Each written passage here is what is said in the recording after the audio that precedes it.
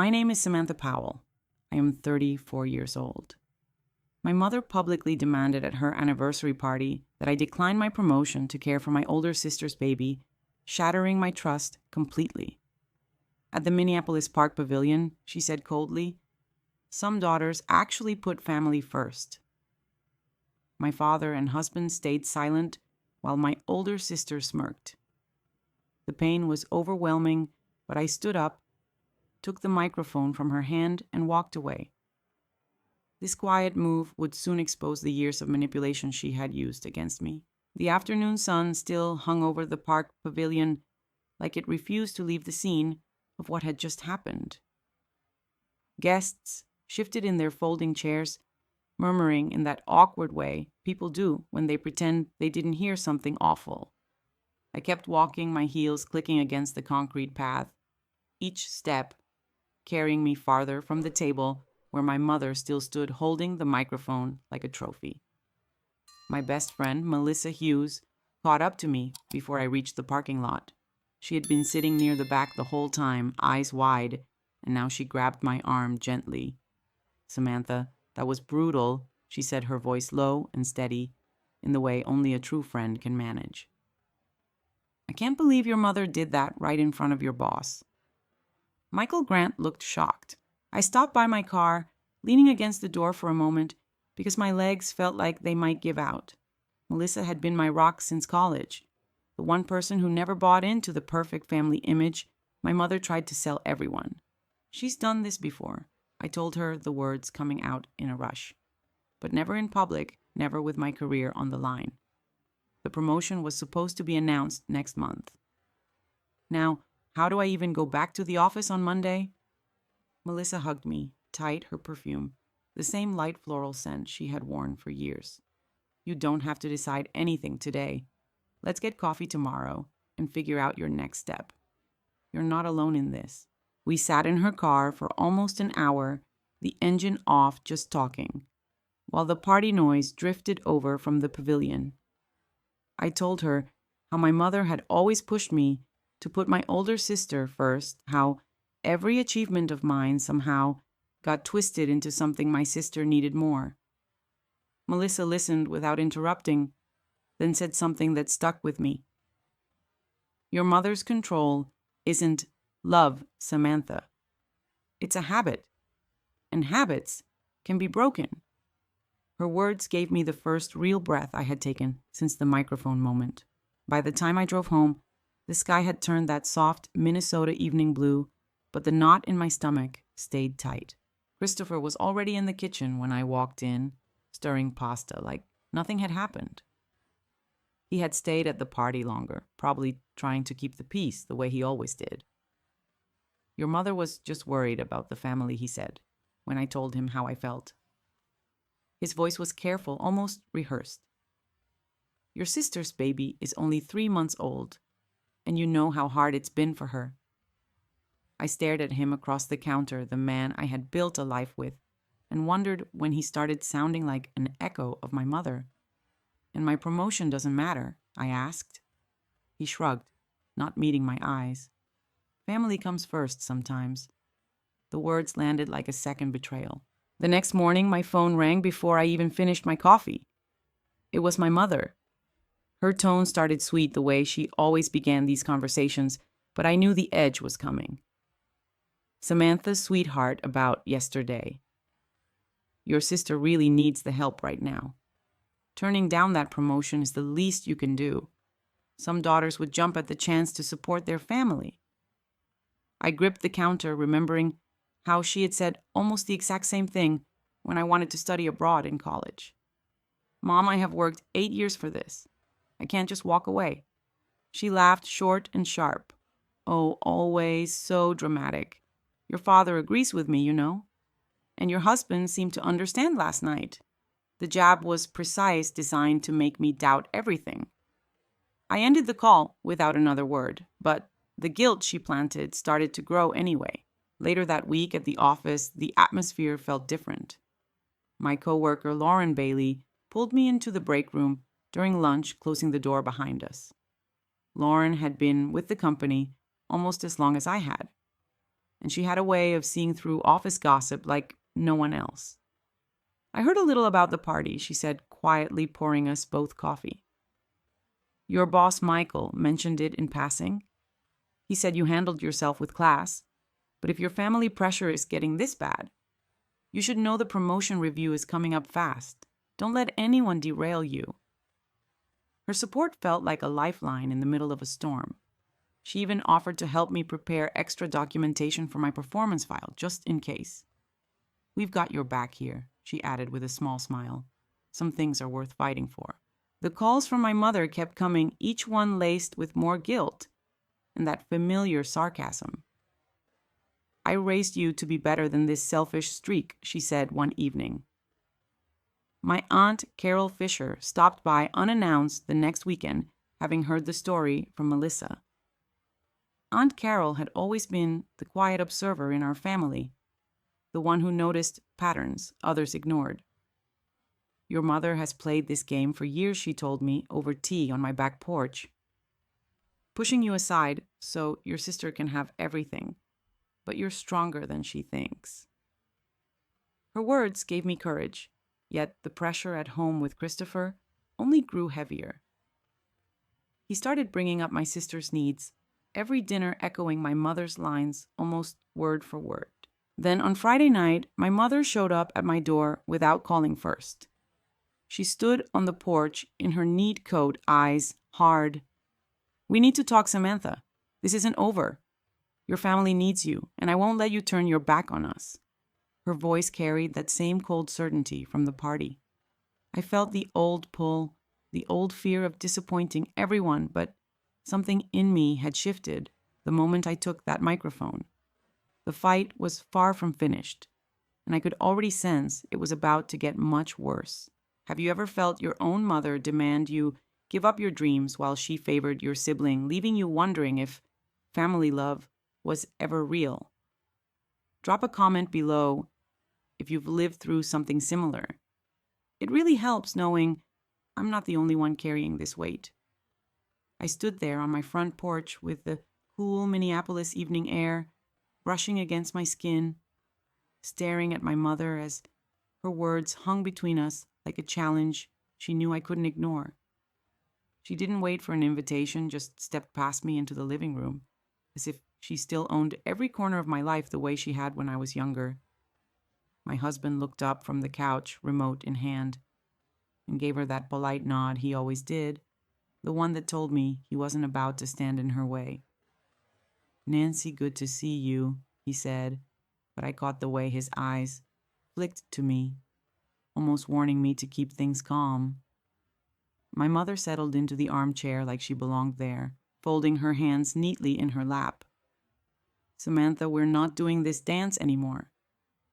Your older sister called me earlier today in tears because the baby has been up all night again, and you're out here chasing some fancy promotion instead of helping like family should. Her voice stayed even, but the jab landed exactly where she meant it to, twisting that old guilt knot tighter in my chest. I sat across from her because walking away felt too much like admitting defeat right then. Yet every word she spoke reminded me how she had trained me to put everyone else first. Mom, I love my niece, but turning down this promotion means losing the raise that could actually help us all. Long term, I said, trying to keep my tone steady, even though my hands were shaking. She laughed softly, that short sound she used when she thought I was being ridiculous. Long term. Your sister is drowning right now, and all you can think about is yourself. Your father agrees completely. He told me on the phone this morning that real daughters step up without being asked twice. The way she brought my father into it felt calculated, like she was building an army against me, one quiet endorsement at a time. My husband shifted uncomfortably, but stayed silent, which somehow hurt more than if he had spoken up. The next morning at work felt heavier than usual, like the office air itself carried the weight of what had happened the night before. Lauren Bailey caught me in the hallway before I even reached my desk, her expression serious as she pulled me into the small conference room we sometimes used for private talks.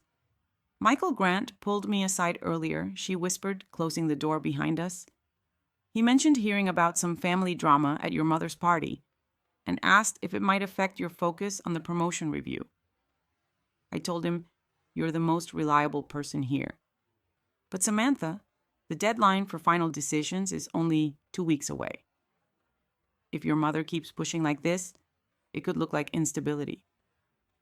Her warning sat like ice in my stomach because I knew how hard I had worked for 8 years to get noticed, and now one public scene from my mother was threatening to undo it all. Lauren squeezed my arm gently. You've got allies here. Just keep your head down and let me help with the extra reports. Don't let her win this one. I nodded, grateful for her steady presence. But the doubt my mother had planted the night before kept whispering that maybe I really was being selfish. During lunch, I met Melissa Hughes at our favorite little cafe downtown, the one with the big windows overlooking the Mississippi River. She listened while I replayed every cutting line from my mother's visit, her eyes narrowing in that protective way she had. Your mother isn't asking for help, Samantha. She's demanding you sacrifice everything so your older sister never has to grow up and handle her own mess. I've seen this pattern since college. Remember when she guilted you out of that study abroad program because your sister needed a roommate? Melissa's reminder hit hard because it was true, and suddenly, the years of small erosions felt like a mountain I had been ignoring. What if I just say no for once? I asked her quietly. She leaned in, voice firm. Then you finally get to see what happens when you stop playing the role she assigned you.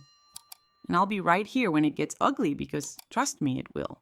That afternoon, my older sister called while I was driving home, her voice shaky in that way she used when she wanted sympathy without asking directly. Samantha, Mom told me what happened last night. I can't believe you're really considering turning down the promotion when my baby needs consistent care. You know, I've always looked up to you for being the strong one in the family. The flattery felt like another layer of manipulation, and I gripped the steering wheel tighter, realizing how perfectly my mother had looped her into the pressure campaign. Elizabeth, I want to help, but this isn't sustainable. I have my own life and responsibilities too, she sighed dramatically, the sound echoing through the car speakers. Mom said you might react like this. She's only trying to keep us all together. Dad's even thinking of coming over this weekend to talk some sense into you. The threat of my father joining the chorus made my pulse quicken because he rarely got involved unless my mother decided it was time to bring out the big guns. Aunt Carol Fisher showed up at my house the following evening, unannounced, carrying a small bakery box like a peace offering. But her eyes told me she had heard everything through the family grapevine. We sat at my kitchen table while my husband conveniently found reasons to stay in the other room. Your mother has been playing favorites since you girls were little, Aunt Carol said quietly, her voice carrying the weight of someone who had watched from the sidelines for decades. But there's more to it than you know. Your older sister's husband lost his job 6 months ago, and instead of telling anyone, they've been leaning on your mother for everything. She's using you as the safety net so she doesn't have to admit the truth to the rest of the family. The revelation landed like a quiet explosion because it explained the sudden intensity of the demands. Yet it also made me angry that my mother would rather break me than force my sister to face reality. Aunt Carol placed her hand over mine. You deserve to know what you're really up against. Don't let her rewrite your success as selfishness. The pressure kept building through the week in small, relentless ways that made sleep almost impossible. My mother sent text after text reminding me of every childhood favor she claimed to have done, each one laced with that sharp sarcasm that cut deeper than yelling ever could. Some daughters would be grateful for the chance to give back one message read, followed quickly by another from my father, saying he hoped I would make the right choice for everyone. Even my husband started leaving brochures for local daycare options on the counter, his way of siding without having to say the words out loud. I felt the walls closing in the promotion that had once felt so close now, dangling just out of reach while my mother orchestrated everything from behind the scenes. Melissa texted me late one night with a simple question that forced me to confront the truth. If you give in this time, what part of yourself will she take next? Then on Thursday evening, my mother called, again, her voice carrying a new edge of triumph that sent a chill down my spine. We're having a family meeting this weekend at the house Samantha. Your father, your older sister, everyone will be there. It's time we all sit down and settle this once and for all, because I won't let one selfish decision tear us apart. She paused just long enough for the threat to sink in. And before you think about skipping it, remember that some choices have consequences none of us can take back. The line went dead before I could respond, leaving me staring at my phone in the dim light of my living room. I had no idea what she was planning, but the certainty in her tone told me this meeting wasn't about discussion. It was about forcing my hand, and whatever came next might change everything I had worked so hard to build. The weekend arrived faster than I wanted, and I drove to my parents' house in suburban Minneapolis with my stomach in knots, the weight of my mother's phone call still pressing on me like an invisible hand.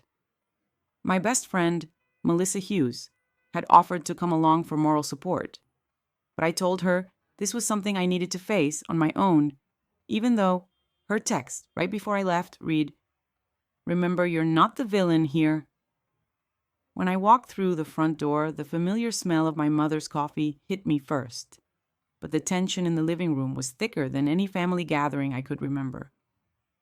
My father sat in his usual recliner, looking uncomfortable, but silent as always. My older sister Elizabeth was on the couch with her baby in her arms, her husband hovering nearby like he was guarding some secret. My husband Christopher stood by the window, arms crossed, and I could tell from his posture he had already picked a side. My mother didn't waste a second. She stood in the center of the room like she was conducting an orchestra of guilt, her eyes locking on mine with that cold certainty I had grown up fearing. "Samantha, we're all here because you forced us to this point," she said, her voice sharp and laced with the sarcasm that always cut deepest. Some daughters would have already turned down that promotion without making us beg. Your older sister is struggling, and instead of stepping up, you're acting like your little job is more important than family. The words landed like a slap, and my father nodded slowly, as if her statement was simply fact. My older sister jumped in right after, her tone dripping with the same practiced hurt. "I can't believe you're choosing a title over helping with your own niece. Mom's right. You've always been the one who puts herself first." The room felt smaller, the pressure building in a way that made my pulse race, but I forced myself to stay calm, remembering Lauren Bailey's advice from The Office about keeping my head clear no matter what. What came next was the twist I never saw coming, the hidden truth that shifted everything I thought I knew about the years of demands. My Aunt Carol Fisher had slipped in quietly through the side door during the opening salvos, and she spoke up before my mother could continue her speech.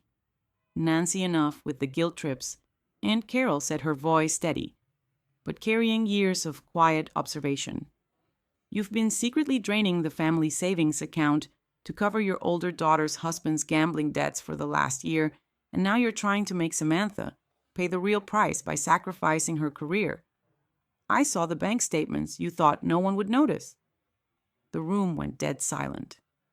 My mother's face flushed, but she recovered with a cutting jab aimed straight at me.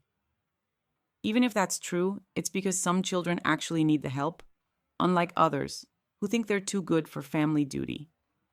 The revelation hung there, exposing how my mother had chosen sides long ago, using me as the endless backup plan while shielding my older sister from consequences. My husband shifted, muttering something about how maybe we could all compromise, but the damage was done. The pattern of Emotional coercion I had lived with for decades was finally laid bare. That moment crystallized everything for me. I stood up slowly, my voice quieter than I expected, but carrying a strength I hadn't felt in years.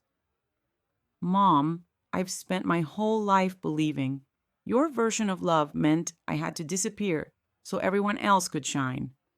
I said, meeting her eyes without flinching. But I'm done. I'm keeping the promotion. I'm keeping my life, and I'm done letting you rewrite my choices as selfishness. My mother's laugh was bitter and immediate. Fine then. Walk away like the ungrateful daughter you've always been. Don't expect any of us to be there when your precious career leaves you alone. My older sister started crying on cue, the baby fussing in her arms while my father looked away, and Christopher simply shook his head, like I had broken some unspoken rule. The confrontation escalated in sharp cutting exchanges, my mother listing every childhood sacrifice she claimed I owed her back, each one laced with psychological jabs that tried to make me doubt myself one last time. But I didn't waver. I walked out of that house with my head high, the door closing behind me with a finality that echoed through my chest. The weeks that followed brought the irreversible loss I had feared, but also the partial victory I never knew I needed. At work, my boss, Michael Grant, called me into his office the following Monday and announced the promotion, officially praising how I had handled the personal challenges with professionalism. Lauren Bailey hugged me in the break room afterward, whispering that the team had rallied behind me more than I realized.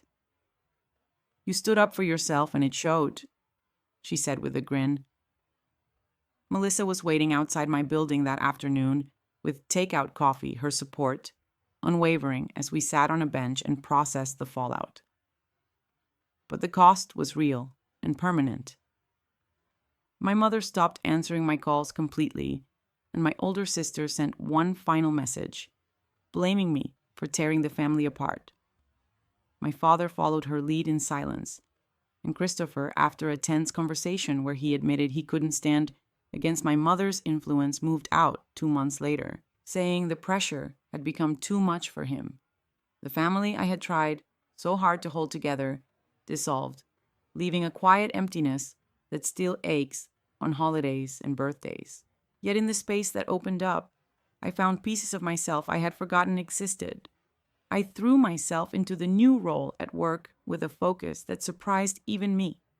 And the raise let me finally breathe without constant guilt. Aunt Carol became a steady presence in my life, sharing stories of her own boundaries she had set decades earlier, and Melissa and Lauren turned into the chosen family I never knew I was allowed to have. The lesson I learned through all of this is that sometimes choosing yourself doesn't come with applause or perfect closure. It comes with the bittersweet knowledge that protecting your peace might mean losing the very people who claimed to love you most. My mother's emotional coercion had defined me for so long, but walking away showed me that real strength isn't in enduring the guilt. It's in refusing to let it own you anymore. Thank you for listening to my story. It still hurts to tell, but sharing it feels like another step toward healing. If you've ever had to choose between your dreams and your family's expectations, what did that decision cost you? And did you ever find peace on the other side? Drop your thoughts in the comments. I read every single one.